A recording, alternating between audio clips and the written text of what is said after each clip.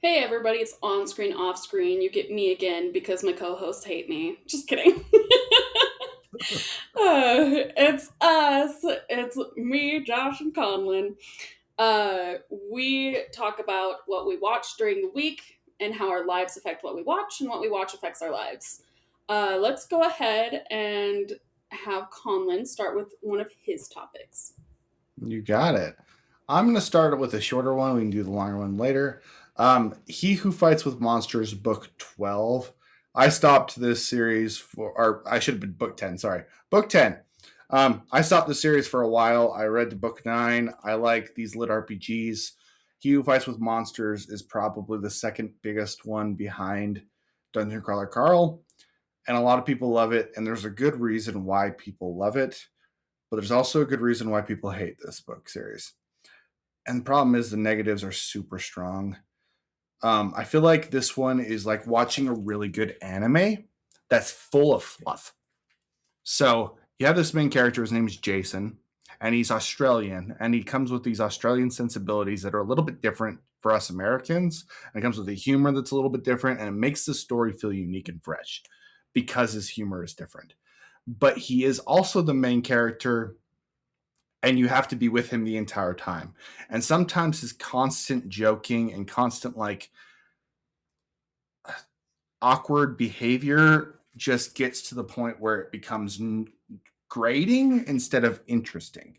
There's times where the author drags on the story for significantly longer, and if you feel like you're watching an anime episode where nothing is happening and you literally could just skip the episode, there's entire parts of these books that feel that way. At the beginning of the series, his secondary characters brought some balance to Jason's antics, and his like Jason is like an Australian Spider-Man where he's constantly making quips, but when you're reading 1,000-page book of Spider-Man and he's quipping every other page, it gets tiresome of the quips. Or he's going on like he Who Fights with Monsters is a quote from Nietzsche, and it's about be careful about fighting with monsters unless you become the monster, and you need to be able to control yourself and not become the monster. Like that's the basic idea and premise, and they explore that idea well, but then they just keep exploring the same idea, and Jason will go on these long tangents of how he had so much power and he used it in the wrong way and now he's learned his lesson. And then we're at the next chapter and he goes to another character and he talks about how he had so much power and he was using it the wrong way, and now he's learned a lesson. And like, I get it. We've read this whole series. We don't need to go back through everything that Jason's done throughout the series again and again and again and again. Um, and it really put me off to the book series. I was saying that the side characters really brought some balance to the character because you would get to Jason, the main character, because you would get different personalities. But as the book series has gone on, the side characters got to where they felt like they had just absorbed Jason's personality because of the inside jokes. And so you never got a breath of fresh air unless you were in some kind of combat scene. And that's where He Who Fights with Monsters really shines. His magic system is brilliant. It's really well written, it's really well put together. He's got this layers on reality, and Jason gets the ability to rewrite reality. And the way that he writes this power set and how he has to contend with gods to be able to control writing reality is super cool. It's really really interesting. It's got a lot more depth than a lot of lit RPGs because of the deep concepts that are getting flushed out in the magic system. He does a good job of having one character who's the I'm a really smart scientist guy who can explain some of the deep concepts, and Jason, who is very much a man's man. So when you are discovering the concepts yourself, you're going through Jason, and it's very well written that way. It makes it very easy to break down. The action is incredible, impeccably done. The villains are interesting. Jason, as a character, he has this power set where he eats sins. So, like, he's a poison eater, and the way that he strives is by eating poison or eating curses or whatever that is, and putting new curses on the enemies. He like transforms the curses of his team onto the enemy. He has this dark, like he bounces around the shadows, Batman style, and causes little knife cuts that slowly dwindle down his enemy. It's very cool. It's very well written. There's a reason that this story is so big. I just wish that the story would come to a close and he would stop fluffing it up so much, because I want to keep reading this. I really do. But it's just tiresome, and it could be so much better than it is. It's kind of sad to me, to be completely honest, because it was great.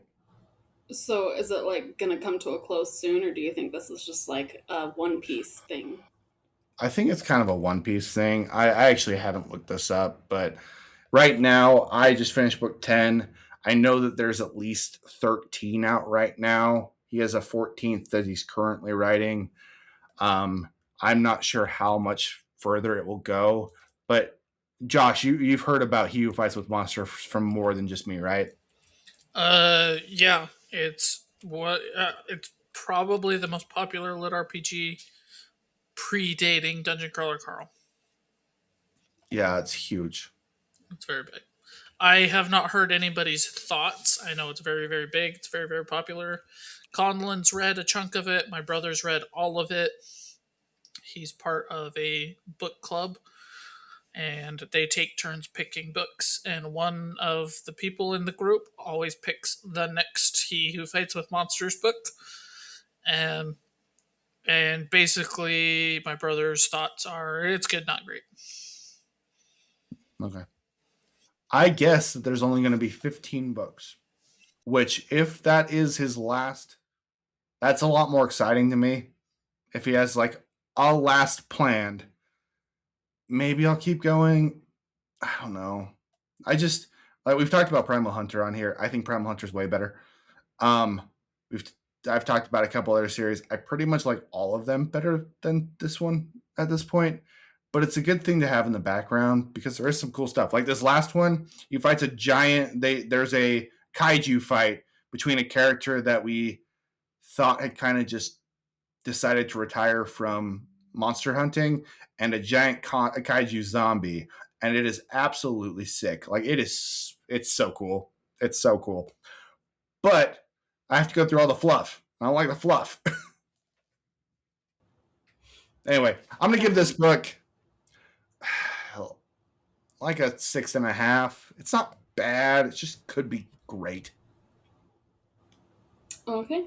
Well, speaking of books, Josh read two. Ooh. Okay, so I listened to the Half Blood Prince, and since we don't really have to talk too much about plot, I broke down my notes by characters. So my first note is I like that Luna finds Harry on the train at the beginning of the movie. I don't like that it's Tonks in the book. Um, Ron and Hermione's tension with each other is annoying the entire time. It is never just like, oh, just get together. It's like, both ya, just shut the F up. Move on. Okay? Get over it. Um, Harry, he has a scene with, he's starting to realize he likes Ginny. I really like how it's developed in the books better than the movies, their romance. But there is a scene where Harry very directly says, I'm only daydreaming about kissing her because I like her as a sister. I don't remember that. That's weird. I don't remember What? that That is either. weird. He keeps fantasizing about her and he's trying to make excuses about it. And he says, I'm only thinking this way because I love her like a sister. I spent the summer with her. She's like a sister to me. And I'm like, what the hell? This is so messed up. Dude, no guy thinks that way. No. Shut Tell up. me you're an only child without telling me you're an only child. Tell me you're a female writer trying to write a romance from a like 12-year-old boy's perspective. Like I found that utterly like shocking and disgusting that came up. Um, Dumbledore, he sucks in the books. I do not get this Dumbledore fan club, whatever that goes on, but he's just a douchebag. He is such an asshole. Um, Join my club of I hate Dumbledore. He sucks ass. I don't get the love for him. I don't get this like fan club that stands behind him. Whatever. I'm gonna come back to that in the next book, which I also listened to, and in my final thoughts. But um, if he already knew about Horcruxes, why did he need Slughorn's memories? That's my biggest plot hole and issue with this book, That's a because good it's like point. pushing. I need this memory, and then he gets the memory, and he's like, just like I thought all along. And I then thought we it was find out really in the trying- next book that he has a book on Horcruxes and how to create them. Shut the hell up, Dumbledore! You suck ass. I always thought it was because he was trying to figure out how many Voldemort had. I mean, but like, Yeah, does but the number super matter? Like, you need to know when it's done, but you have Harry and his connection to the Horcruxes, so you'd know. Just leave it alone. And like, he still says, just like I thought all along, and the number is part of that in my mind. Underage magic tricking is such a stupid system in this book. They can track when an underage magic user casts a spell, but can't tell who cast the spell. So Did I send you the clip where it's like a Death Eater just murdered a family down the street, but the ministry's going after the kid who just fixed his glasses with magic?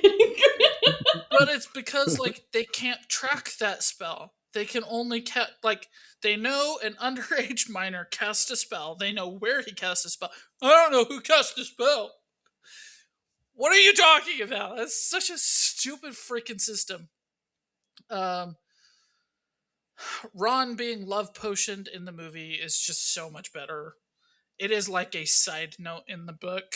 It doesn't really do. It has a very big like comedic relief in the movie. Harry being a Horcrux is stupid. I do give an update after listening to the following book saying that him being a Horcrux isn't stupid, but the way Horcruxes are made is stupid. You have to kill someone. You have to cast a spell right after killing someone to create a Horcrux. There's no chance Voldemort didn't know, because somebody would have to cast the spell after he kills someone to make Harry a Horcrux. So there's no way he just didn't know. We learn in the next book to create Horcruxes, the creator must experience true remorse. We also learn that Tom Riddle is incapable of feeling remorse or guilt, or is essentially, if not exactly, a sociopath.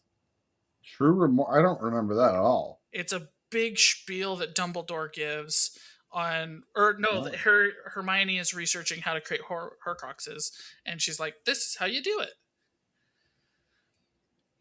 That is dumb. So it's just, I also think I misread something because I always thought it was in the fourth book that he became the Horcrux because they used his blood to bring back Voldemort, and that's how. no, that that's all when happened, 'cause they killed Voldemort Cedric. becomes Harry's Horcrux, and that's why the spell is broken, because he has some of his mom's love in Voldemort's veins, which is a stupid freaking thing. You're telling me nobody that Voldemort killed previous to Harry's mom had somebody love them?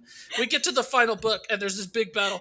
Don't you know you can't hurt them because I love them? If Harry loving the school and everybody is enough to protect them, nobody was loved that Voldemort killed before? What are we talking about? This is such a stupid plot. Harry Potter, the only loved boy. The only one. He's the only one capable of love and feeling love. He's the only one. Oh my gosh. Harry Potter is an asshole. I in this book I started realizing how is he a friend to Hermione and Ron? Because Hermione and Ron Not kill themselves for him. And he's always, woe is me. Oh, it's so hard to be famous. Oh, it's so hard to be the chosen one. Wah, wah, wah. And he doesn't do anything for them. If I was his friend, I'd be like, screw you. I'm moving on. F this crap. You don't do anything for me. This is not a even trade of emotions. We take all your crap. You get away with it. Like, oh my gosh, he's such an ass all the time. And in this book, he gets obsessed with Draco, right? And he's stupid. Harry is such a moron. I'm following Draco on the map. He disappears on the 7th floor. I make a note that only the room of requirement does not show up on the map. I don't know where Draco went. I can't figure it out. What an idiot. Somebody should kill Harry. He's such a moron. He's a bigger hindrance to his own plot than he is helping Here he anything.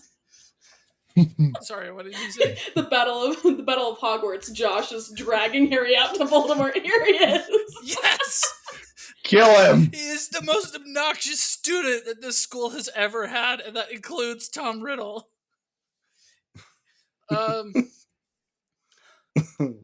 It's very funny. In the movie, Harry is like aware and he's awake and he's conscious and he chooses not to intervene with Dumbledore's death. That is so much better that it is a choice that Harry makes and it is not because he's incapacitated in the book.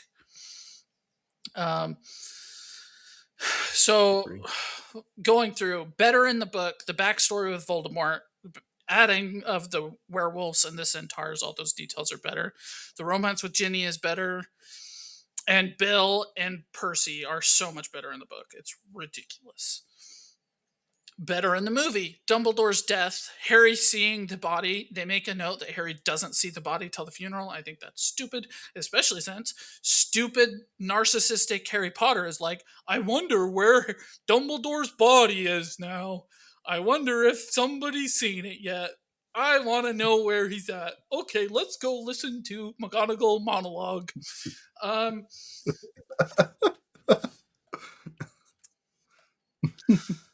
I really like the scene in the movie where they light up their wands in like a moment of silence for Dumbledore. I really hate in the book that they go, oh man, Dumbledore died. That sucks. When are you gonna marry what's her face, Lupin? You should do that. Dumbledore would love love. Dumbledore loves love. Love love. Oh, Bill's still gonna marry what's her face, even though he's got a demented face. Let's focus on that. This guy that you're all supposed to love and care about and is so wise and powerful just died. Shut up. What is your problem?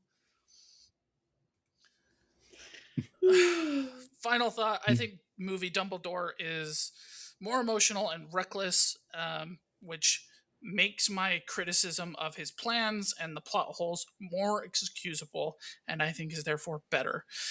There's this general thing of like, Dumbledore in the books is so much better. He's so much more calm. He loves knitting.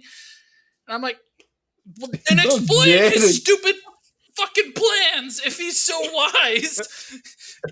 And he spends all of his time being so genius. I think that's the first time you dropped the F-bomb in the podcast. Oh, I've said it before, but man, it's so freaking stupid. I hate it so much. He loves knitting. Yeah, I hear that all the time. Literally all the time. Okay. And yet he can't knit himself some socks. Yep, can't knit himself some socks. Whatever. That is so funny. Okay. Any more conversation about this book before we move on to the next one? Let's go to the Deathly Hallows. Okay. The Deathly Hallows. This one is not by character. I wish I had, but like I just finished listening to it right before we started recording. Um, Dudley's "I don't think you're a waste of space, Harry" is the biggest loss to the movie. It is a deleted scene. It is deleted because Dudley gives a 10 out of 10 performance, and Daniel Radcliffe acts like a lost chicken with its head cut off, making a stupid face. But I genuinely believe like that scene should have been in the movie. It's a shame that it's a deleted scene. I'm glad they filmed it still. Great scene in the book still.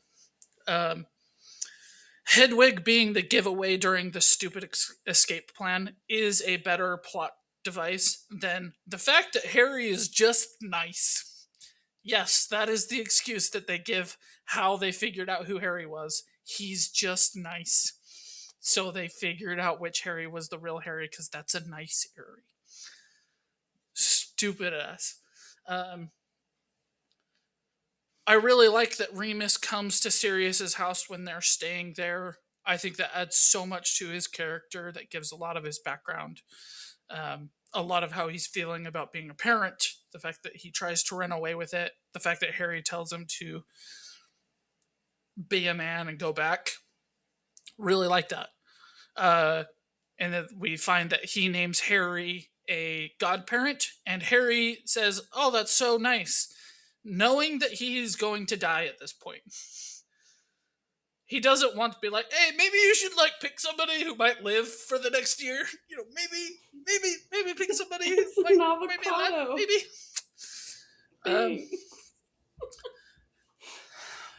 Ron coming back to Harry in the water, I think, was a better scene in the movie. I think it's just very visual. So getting to see how that breaks down is very good in the movie. Interesting. I like that one better than the book. It's one in particular that I like better than the book. It's pretty, like, the first half of this movie and the book is pretty accurate. Like, there's not a whole lot of differences to point at and make fun of and all this kind of stuff. The second half, there is quite a bit, but the first half, it's pretty accurate, and it's just, I think that's a visual scene, so getting to see it was very nice for me. There's like 15 times in the last book that they worry about Harry's feet under the cloak, and it never comes up. It is never a problem. Why does she bring up the fact that you can see Harry's feet under the cloak now? You're creating a problem that doesn't need to be there. Just like, don't mention it, you stupid writer. I never noticed the detail consciously that the painting of Ariana goes into the middle of the painting, whereas every other painting goes off to the side. And I think that that is a really cool detail that they added or that they made note of in the book. It does happen in the movie, but it's cool that was pointed out. The Ravenclaw common room, you have to answer a question to enter rather than having a password, is the best way to do it, and I think is really cool, specifically for Ravenclaw. The scene where Snape is kicked out of the school is so much better in the movie. It's ridiculous. In the book, he and McGonagall, like, McGonagall just kicks his ass, and he runs away like a little bitch. And in the book, he does the same thing, but in the movie, it's like grander. He diverts the magic to hit the Death Eaters, which I think is really cool. Doesn't happen in the book. In the book, McGonagall just ties up the Death Eaters. I'm like, okay, that is just objectively worse. The evacuation plan is for everyone to apparate out of the town. What's the town called, Lauren? Sorry, it's Hogsmeade. Hogsmeade, yeah. But they're only sending the minors who don't know how to apparate, so their evacuation plan is stupid and they're all gonna die. Don't think about that. Yeah, they're like, they can apparate out of Hogsmeade, so let's send them down the tunnel. And I'm sitting there like, they don't know how to apparate. It's a whole thing in this book that they're just learning how to apparate. What the? This is so freaking stupid. They're all gonna get. St. Mungo's they're gonna die. You're sending them to slaughter because you know Death Eaters are in Hogsmeade. You freaking morons. St. Mungo's is just full of splinched kids. Yeah. I never really thought about this until reading the book, but it's in the movies too. It's extremely stupid. Snape's dying message to Harry is "I loved your mom" is super weird. That is a weird thing. Here, take this memory that says I loved your mom. Oh, by the That way, is weird. Dumbledore's plan was this all along. Okay, I will agree with you. I've always thought that was weird, and people are like, there's been like this thing that goes around that was like, da da da da da, but you wouldn't know that because you're not nerdy enough. Or and somebody was like, I would protect your kid if you were murdered, but you're not nerdy enough. And I was like, please What? don't. Like, that's weird. Yeah, and the whole like explanation, like I was mean to Harry because I loved him all along because he had your mom's. What the kind of explanation is that? You didn't love him, you douchebag. Um, yeah, I it is weird. It's in the movie. I just never consciously thought about it till like that scene is like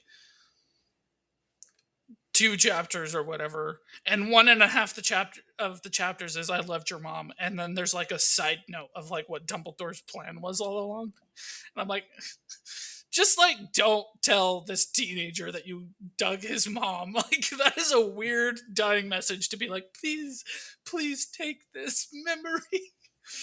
Oh my gosh. You need to know. You need to your know mom how was hot hot. your mom was. So weird. Dumbledore sucks ass again. He has a quote where he says, "What would you give me in return for hiding the Potters?" to Snape, and trade the sun for her if you really loved her. Dumbledore is just objectively a sucky ass person. He's so manipulative to everybody, and he has like zero redeeming qualities. Um, the conversation with Dumbledore on the train sucks because it's a narcissist saying, I'm a narcissist. Hey, Lauren, how many times do narcissists say, hey, I'm a narcissist? Never. Never. We are at this like high point of this big war, and we're spending forever on Dumbledore giving this monologue. That is my big problem with this last 2 books. J.K. Rowling loves to monologue. And she's like, oh, Dumbledore just died. Monologue. Oh, hey, we're on this trip. Monologue. Oh, hey, we're doing this thing. We're about to see if Dumbledore went. Monologue, monologue, monologue. And I'm like, shut up. This is an action sequence. Stop monologuing, you freaking horrible writer. You sly dog. You caught me monologuing. Yeah. I kept thinking about that incredible scene. Like, you got me? Yeah, it's so stupid. There's so much monologuing. It's freaking ridiculous. If they had given the same backstory just pre the ending, like knowing how dumb or Snape felt about the mom isn't bad information to have as a reader. It is bad that it is at the end of the book and the writer's like, oh, hey, by the way, I forgot to like allude to this at all. I forgot to, foreshadow this. And here's all the details. We gotta get all this stuff in. I have a problem with both the movie and the book. I think it's stupid that the Elder Wand chooses Harry because Harry took Draco's normal wand from Draco. It is just a stupid system. Like, one of the things that gets me is that like Harry's wand snaps, right? yeah. So he doesn't have his wand. And then he gets the Elder Wand, and then he's like, yeah, I guess it's mine now. Snaps it, throws it off the bridge. I'm like, what? Yeah, in the book, he doesn't do that. He just buries it with Dumbledore again, which is fine, I guess. I do like that he breaks it in the movie. In the book, he gets his wand back first, which I think is good.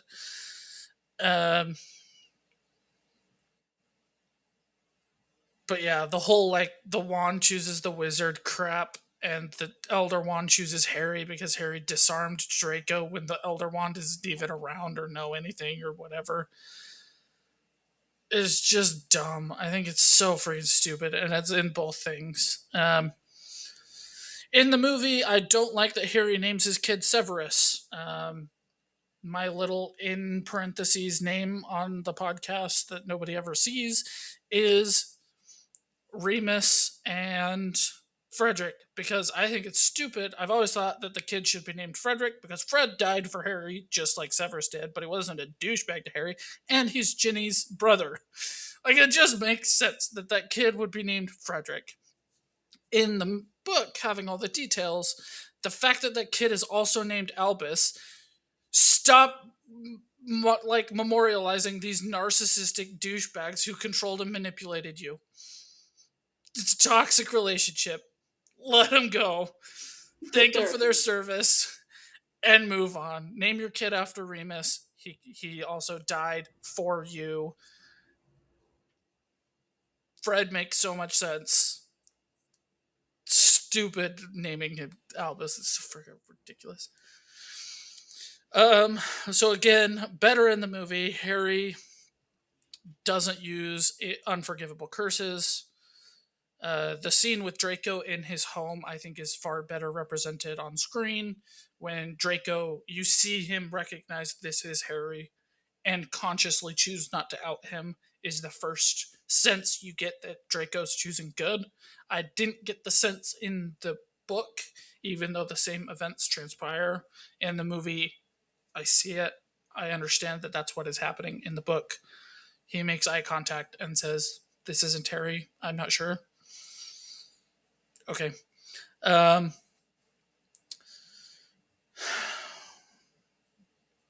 and there's less monologuing in the movie. Like, I just raged about that. There's so much monologuing in this book. It is super obnoxious. Better in the book, I have one note. Luna. Luna is so much better in the book. She is freaking awesome.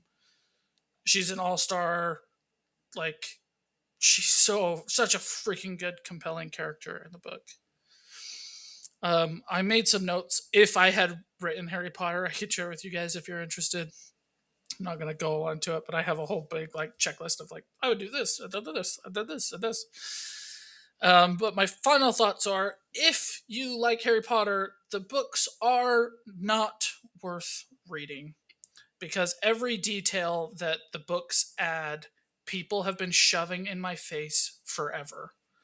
Oh, they ruined Dumbledore because Dumbledore does this. Oh, they do so much better job with this. Oh, they add this detail. Oh, they do this. There's like 95% of the details that are just shoved in my face by Harry Potter fanatics.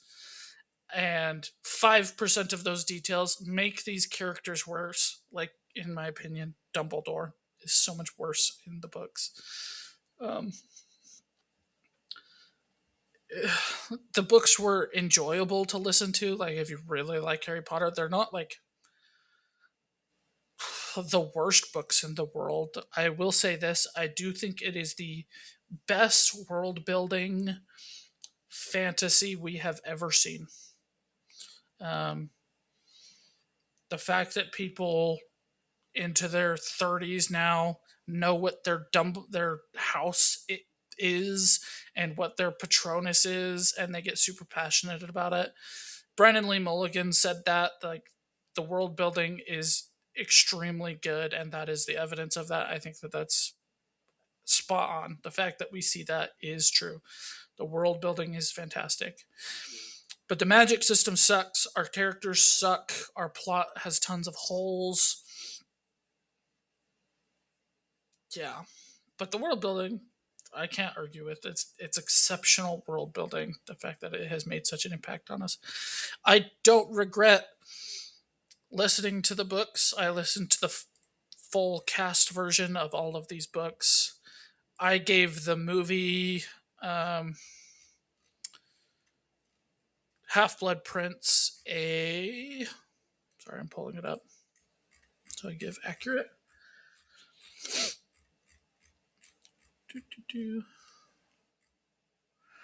Half-Blood Prince a 7.5. I gave Deathly Hallows Part 1 a 7 and Deathly Hallows Part 2 a 6.8. I am giving the books a 4.5 for Half-Blood Prince and a 4.6 for Deathly Hallows.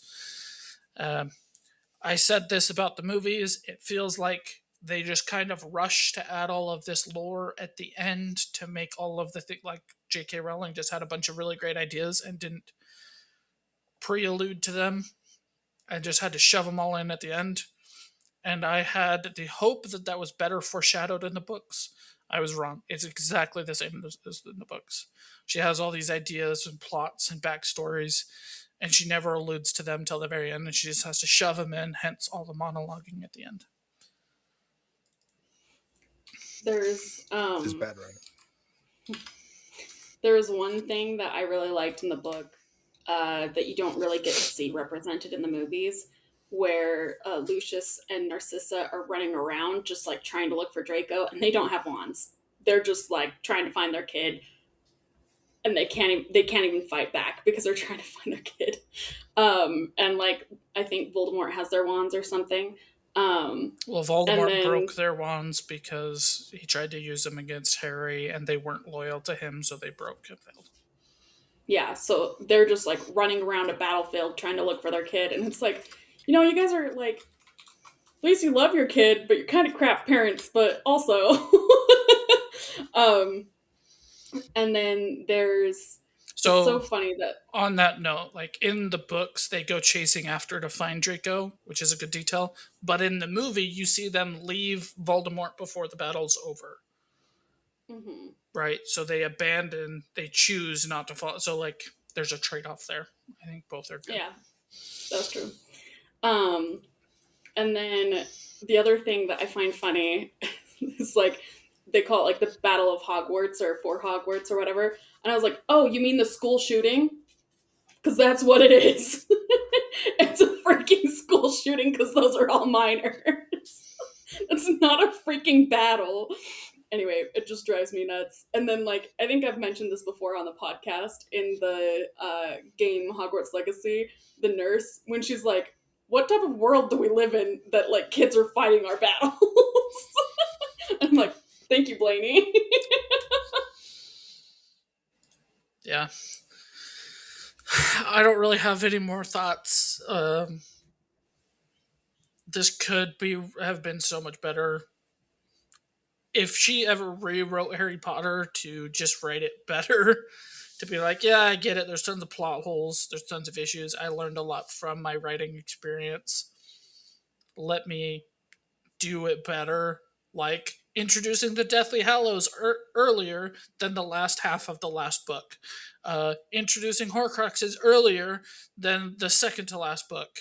Introducing what the Horcruxes might be earlier than the last two books. Like in both the movies and the books, it bothers me that Dumbledore apparently spent his life looking for these Horcruxes, and then Harry finds them in like a month. All of them. Or, hear me out, there are some really great authors that wrote their own fan fictions. Yeah. Like, and it's amazing. Well, like, that to me is the biggest disappointment. The fifth book shows that she can write. And then she just, like, flushes that down the toilet for the last two books. Like, what happened? Why did you write one good book out of 7? I don't comprehend how that happens, and yet she did it. Okay. All right. I believe Conlon still has one last topic for us. I do.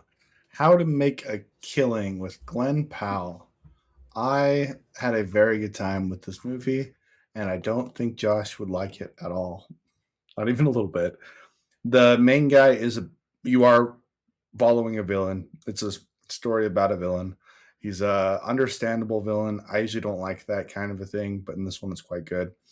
He is the bastard child of the youngest daughter of this really, really rich family.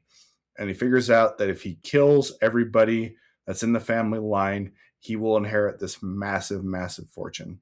So he starts taking them out one by one. And these rich people are like typical movie rich people where they're despicable, except for the one guy that he doesn't kill who just has a heart attack. But he kills the first one, and the father of the first one that he kills is like, oh, I should have taken care of my little sister. I should have taken care of you. Let me change your life.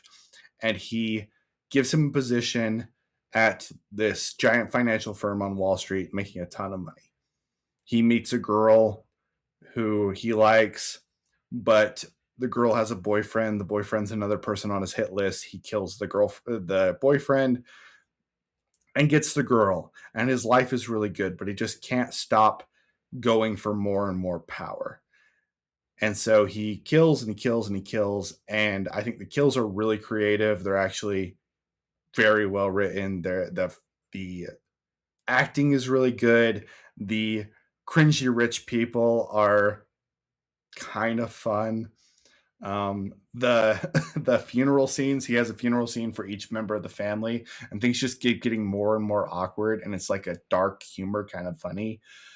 Glenn Powell plays it really well.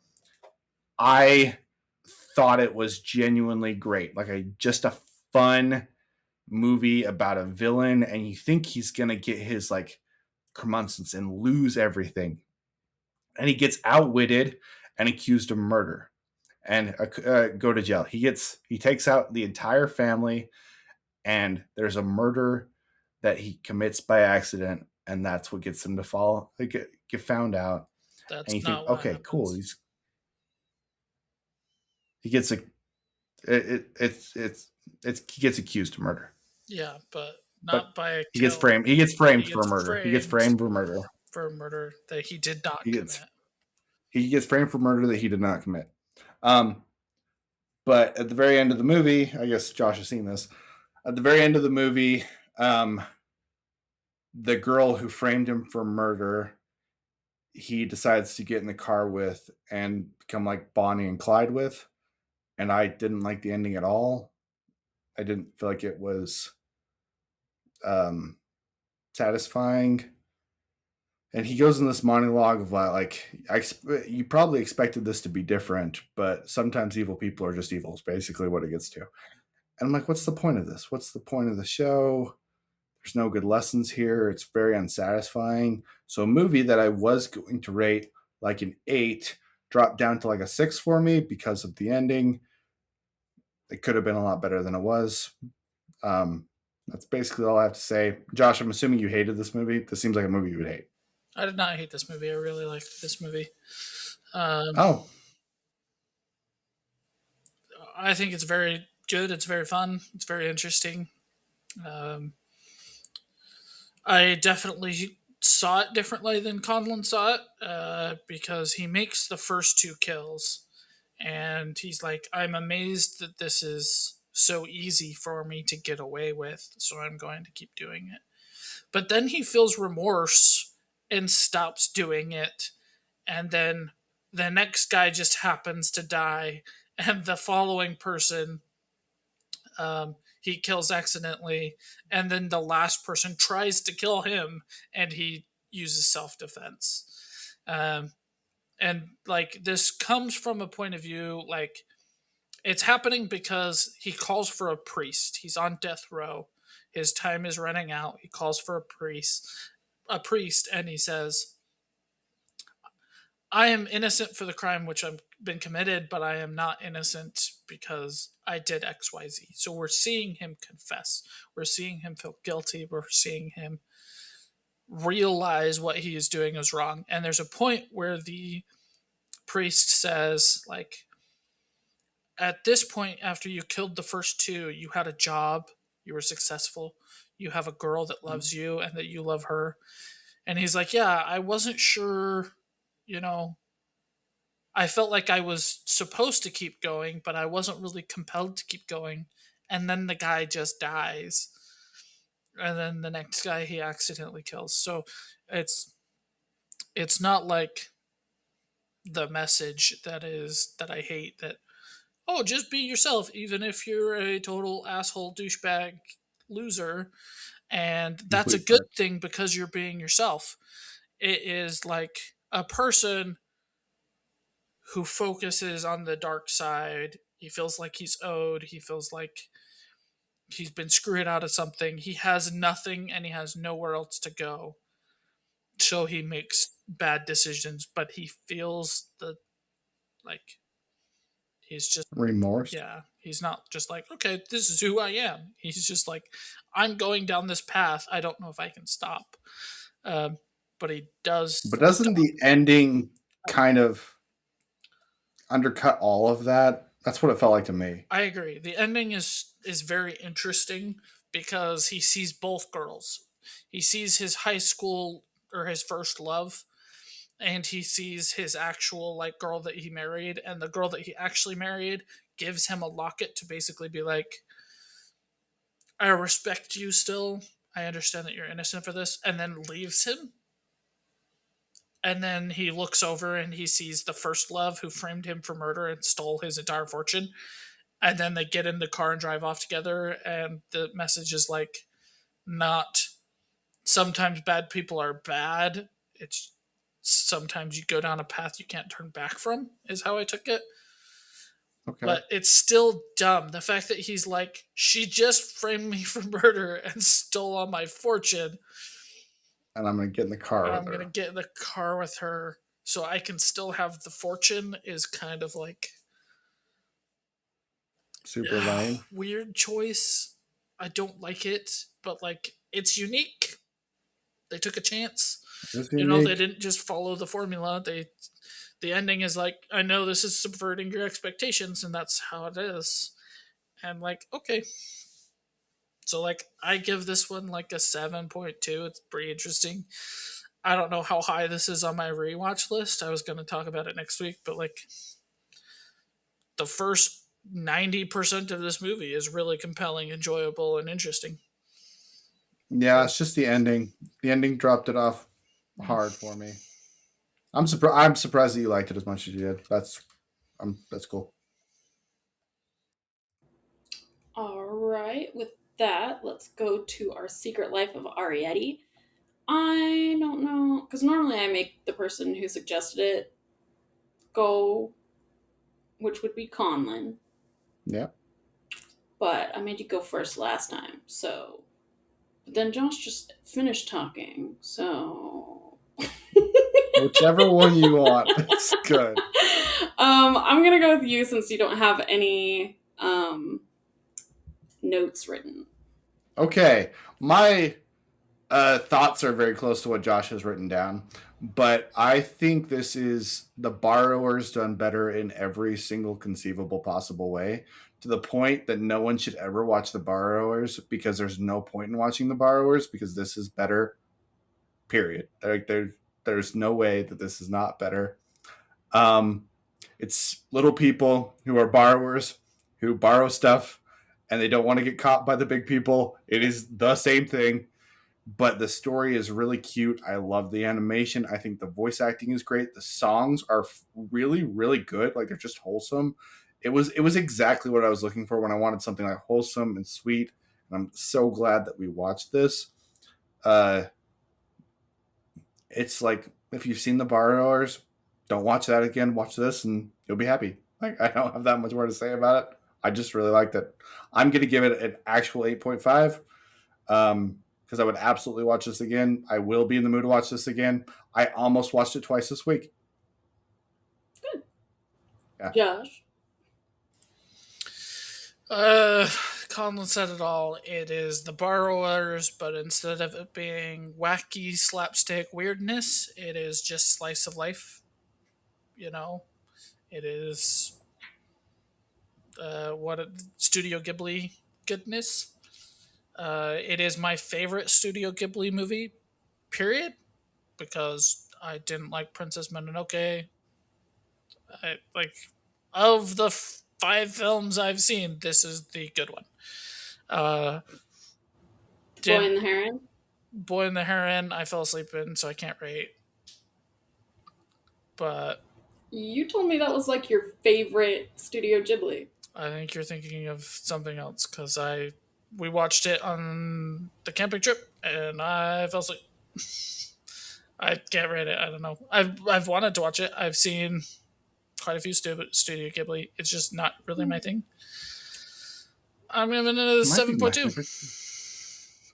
Okay. I think it's my Um, favorite too. Oh, it's really thrown me off. I swear you rated it on the podcast one time. Anyway, um, there's I thought it was really funny because it actually follows the Borrowers movie beat for beat. It even has Spinner, like both of the edgy other borrower is named Spinner, and I was like, very interesting. Uh, and like instead of like the boy moving or whatever, and there's that little upset, it's the weird aunt or whatever that's like upsetting them, which I don't know what her deal was with the borrowers. Um, but I really did like this. I like um, Ghibli animation is just so satisfying to watch. Um, yeah, I love the animation. I like the music. Uh, the colors too in this were very soothing, if that makes sense. Um, Yes, it does. 100%.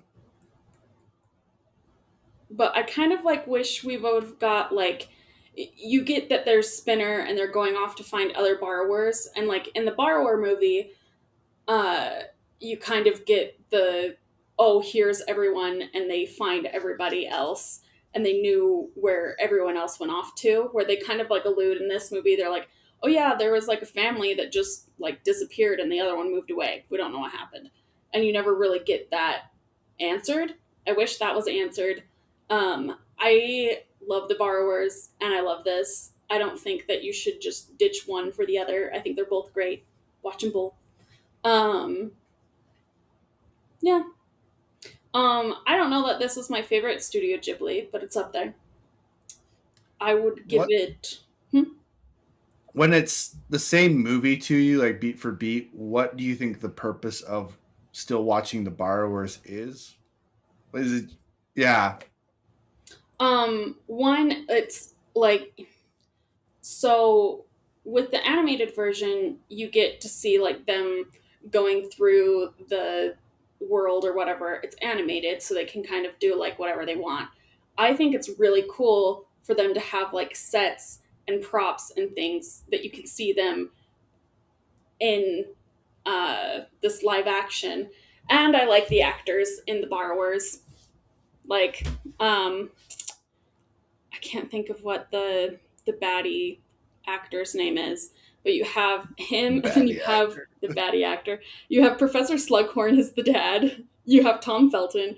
You have Pete something. I can't remember. Oh, you also have Arthur Weasley.